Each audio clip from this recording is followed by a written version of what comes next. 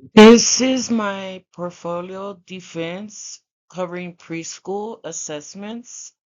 My name is Faith E. Saunders, and the problem of practice is standardized early childhood assessments that are traditionally viewed as neutral supportive tools are critically framed. However, they function as regulatory instruments that shift the burden of accountability onto educators, and individualized student readiness can mask systemic inequities through codified compliance mandates. This is for EDD 785, Advances in Theory and Practice, Critical Discourse Analysis for Educational Leadership and Practice, Dr. Ebony Kane.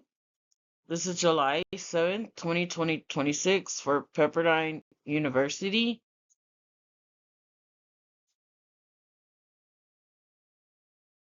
My analyst draws on three artifacts chosen for their institutional reach. The first is the state early diagnostic grid, a systemic document that standardizes early learning through uniform diagnostic tools and benchmarks.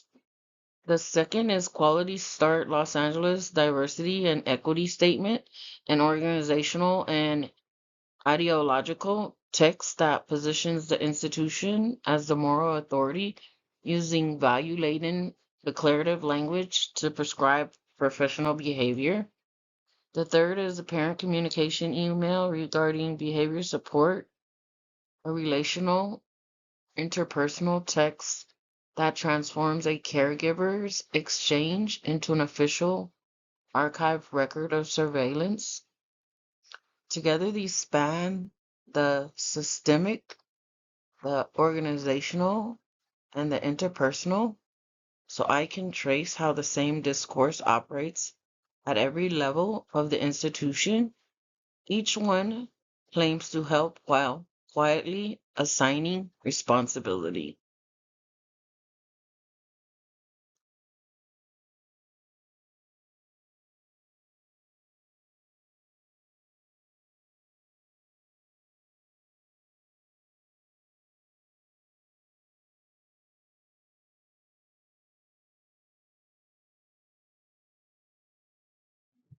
Here I turn to lexical analysts, specifically over lexicalization, and evaluate contonation.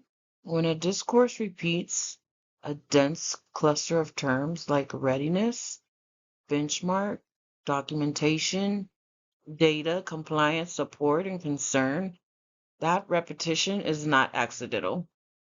Words like readiness and benchmark sound objective, but they evaluate children against rigid institutional timelines and produce the child as a measurable object. Documentation and data construct the teacher as a recorder and a monitor, not a professional exercising judgment. And notice the pairing of support with concern. Support sounds caring, but it positions the parent as a subordinate expected to respond to the school's defined norms. The vocabulary itself does ideological work before a single claim is made.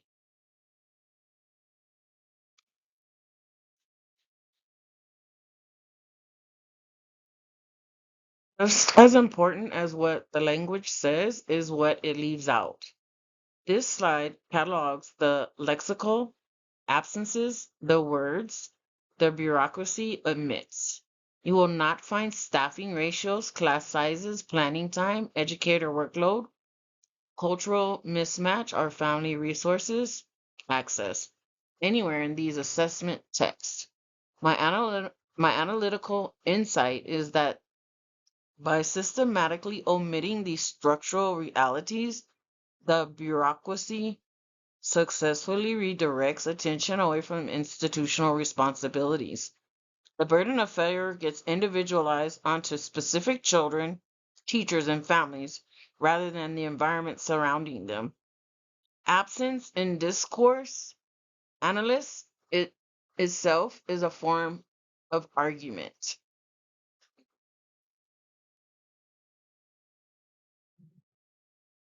Next is grammatical analysis focusing on transitivity in the passive voice. Look at two representative sentences. Observations must be logged and uploaded to the portal weekly, and support will be provided. Concerns were observed.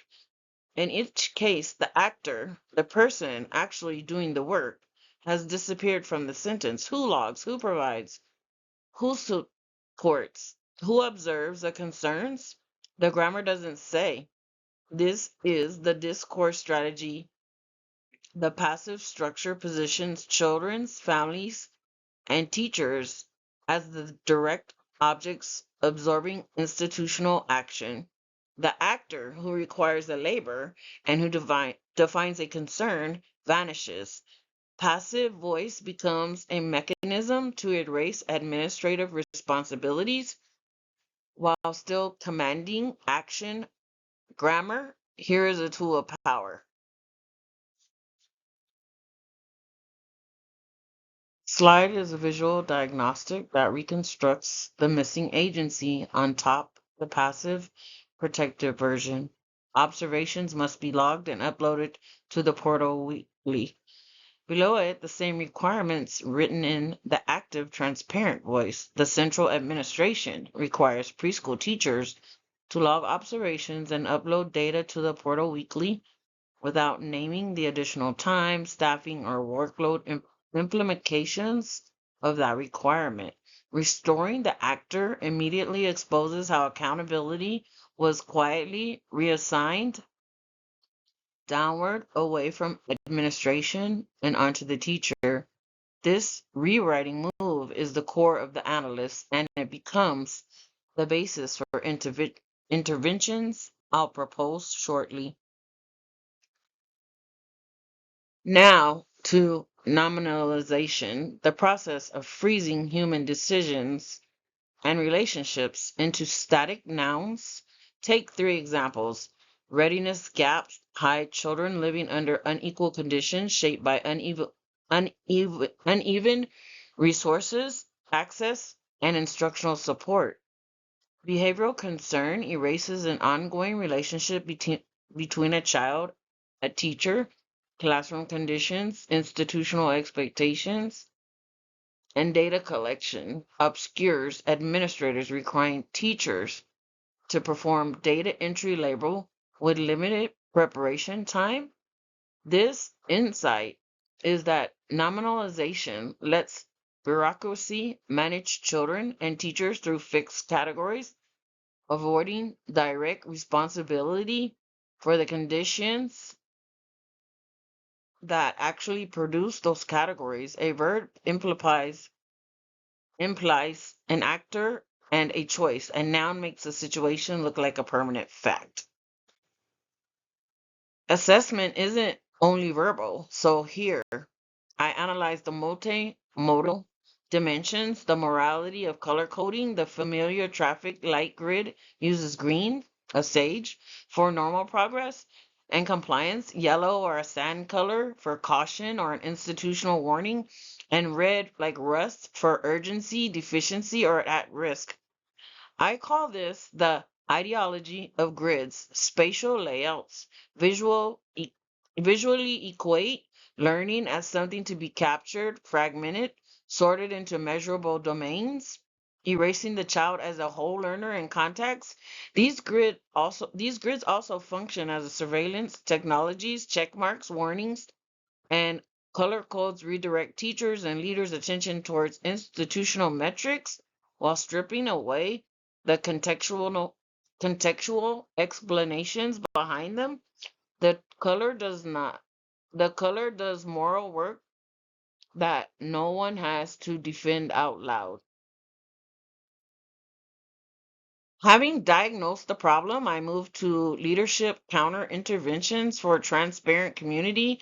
My core principle is every required benchmark, concern, or compliance category must be paired with an explicit statement of institutional responsibility. Three moves make that concrete. First, name the actor, eliminate the passive voice, and state clearly who is requiring the action or defining the concern. Secondly, identify institutional support, replace nominalizations with explicit commitments, such as program leadership, providing release time, coaching, translation, and support. Third, reflect on equity, ask contextual questions about classroom conditions, staffing, cultural factors before assigning a deficit label to a child, teacher, or family. These are practical, teachable edits, and any leader can adopt. Of course, change meets resistance, so this strategic matrix maps the friction each stakeholder brings and the leadership response, what I call the lubricant. Administrators fear blame, so I frame transparency as a risk reduction that prevents miscommunication and builds trust. Site directors, teachers fear added documentation, so I provide redacted sentences, STEM, and pair communication demands with concrete resources and release times.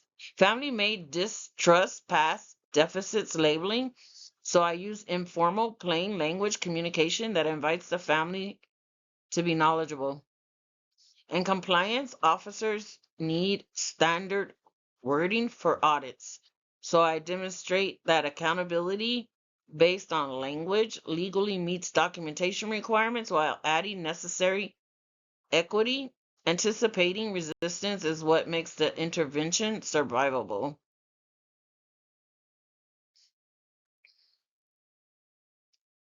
This slide is my synthesis and audit trail, the cognitive evolution I went through during the inquiry, drawn from my analytic memo.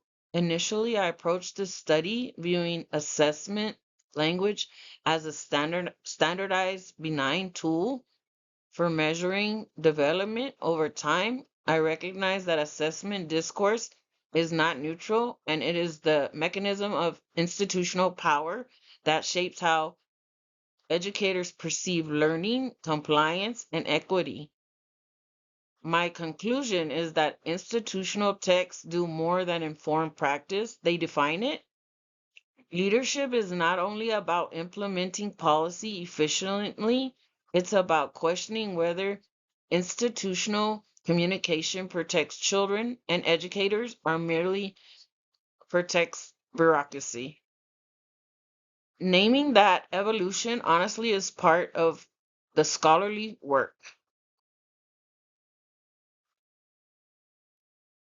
To conclude, critical discourse analyst is an essential leadership tool.